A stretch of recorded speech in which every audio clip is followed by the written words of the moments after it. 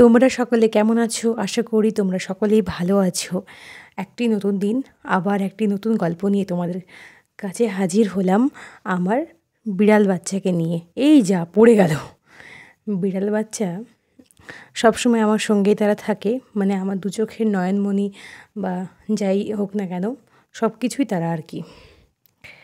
তো এই যে দুদিন আগে একটা শর্টস ভিডিওতে দিয়েছিলাম যে এই যে বাদাম গাছগুলি আসলে বাই ডিজাইন, যে মানে বাই ডিজাইনের প্রত্যেকটা প্রোডাক্টসগুলি এতটাই ভালো, স্পেশালি সারগুলো স্পেসিফিক এটা বলবো না যে প্রত্যেকটা জিনিসই ভালো, তবে সারগুলি ভীষণ ভালো। যারা ইউজ করেছেন তারা জানেন অবশ্যই। আর সকালেই খেয়েছিলাম গরম গরম খিচুড়ি। একটু বৃষ্টি বাদলের দিন, তো দিনটা বেশ ভালোই ছিল। তো খিচুড়ি, তার উপরে একটু করে ঘি ছড়িয়ে নিয়ে সিদ্ধ ডিম দিয়ে তারপরে হয়েছিল। খিচুড়ি খাওয়ার পরে বিকেলের দিকে বানানো হয়েছিল, এটা হচ্ছে অনেকে বলে কি রস পিঠা, অনেকে বলে দুধ পিঠা।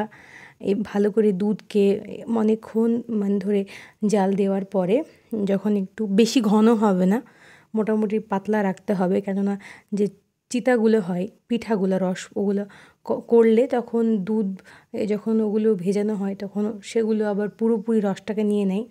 যাই হোক, বিকেলের দিকে আমরা একটু ওই রস পিঠাটা খাওয়ার পরে, ওটার ক্লিপটা নেওয়া হয়নি, আমরা একটু বাইরে গেছিলাম, আমাদের কাজ ছিল, আমরা টোটো করেই গেছিলাম। তো বিশেষ কাজের জন্য বাইরে যেতে হয়েছিল, কি কাজ সেটা আর বলছি না।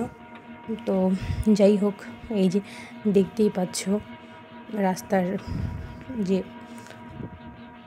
ভিডিওগুলি। তো কাজে গিয়ে যখন আমি আমার কাজে গেলাম, অনেকক্ষণ ওয়েট করতে হয়েছিল। অনেকক্ষণ ধরে ওয়েট করার পরে কাজটা হলো। কাজটা হওয়ার পরে তখন একটু কেনাকাটা ছিল। কেনাকাটা বাইরে গেলেই মূলত মনে পড়ে যায় যে এটা নেই সেটা নেই, তখন সেগুলো নেওয়ার ঝোঁকটা আরোই বেড়ে যায় আর কি। তো এই হচ্ছে ব্যাপার স্যাপার। তোমাদেরও কি আমার মতো এরকম হয়? বাড়িতে থাকলে মনে হয় যে কত কিছুই আছে, সব কিছু আছে, কিন্তু যখনই মনে হয় কোথাও গেছি তখন মনে হয় যে না, অনেক কিছুই বাকি আছে। তো এরকম ঘটনা ঘটে আর কি। যাই হোক, অনেক দিন পরেই মনে হচ্ছে যে একটা ভ্লগ তোমাদেরকে দিতে পারছি। এখন যা গরম পড়ছে, গরমের জন্য কিছুই আর ভালো লাগছে না। আর কি বলবো বলো, কিছু বলারও নেই। একটু ব্যাগের দোকানে গেছিলাম ব্যাগ নেব বলে, কিন্তু ব্যাগ পছন্দ হলো না। তারপরে একটু আমি স্যালনে গেছিলাম। স্যালনে গিয়ে সেখানে দেখলাম প্রচুর ভিড়, তাই ওখান থেকে আবার অন্য একটা স্যালনে গেলাম টোটো করে। ওটা পরিবর্তন করে অন্য একটা জায়গায় গেলাম। সে আসলে অন্য কিছুই না, আমার চুলটা একটু শ্যাম্পু করাতে হতো। অনেক দিন ধরে নিজে শ্যাম্পু করলেও যখন শ্যাম্পুটা, আমার মনে হয় এটা হয়তো মনের একটা ভ্রান্ত ধারণা হতে পারে, একটু যখন একটু স্যালন গিয়ে ভালো করে শ্যাম্পু করে ম্যাসাজ করে স্পা বা যাই বলো করানো হয় না কেন, তখন খুব ভালো লাগে, আবার চুলটাও ভালো থাকে। আর আমাদের বাড়ির জলটা খুব একটা ভালো নয়, যে কারণে চুলটা প্রচণ্ড ড্রাই হয়ে যায়।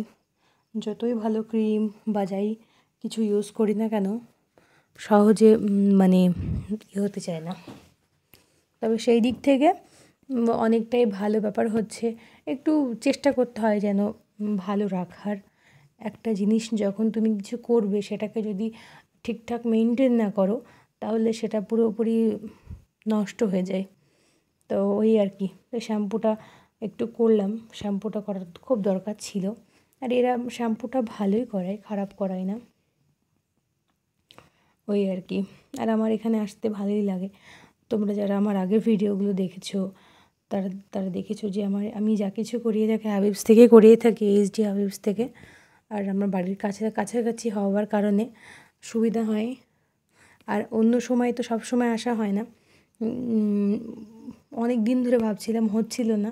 তাই আমার কাজ যেহেতু ছিল সেখান থেকে ভাবলাম একেবারে করে যাই, কেননা ঈদের আগে এখন তো সামার ভ্যাকেশন পড়ে গেছে, আর আসা হবে না। বাড়ি আসলাম, বাড়ি আসার পরে আজকে তোমাদের সাথে বাড়ি আসলাম, দিয়ে বাড়ি আসার পরে এটা পরের দিনের একটা ক্লিপস আর কি।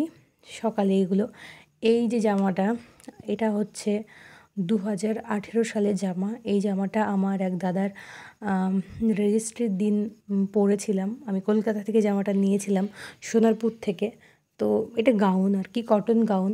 সেই সময় ভালো লেগেছিলো। আমি খুব বেশি যদি হয় তাহলে 3 দিন পরেছিলাম।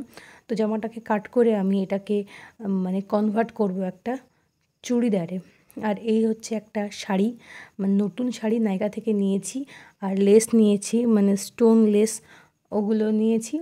পাশ দিয়ে লাগিয়ে দেবো, তাহলে একটা নতুন একটা লুক চলে আসবে।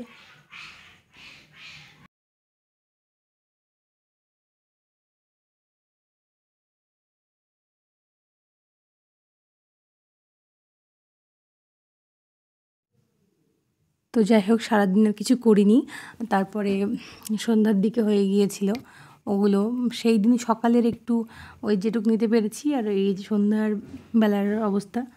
তো যাই হোক, যখন পুরোপুরি আমার ওই আনারকলি থেকে বা গাউন থেকে চুড়িদারে মানে পরিণত হয়ে যাবে, বা শাড়িটা যখন লেস লাগাবার পর ফাইনাল লুক যেটা তোমাদের সঙ্গে অবশ্যই শেয়ার করব, কথা দিচ্ছি। আর আমার না ওইরকম একঘেয়ে কোনো জিনিস ভালো লাগে না, তাই একটু এদিক ওদিক করলে মনে হয় নতুন কিছু পেলাম।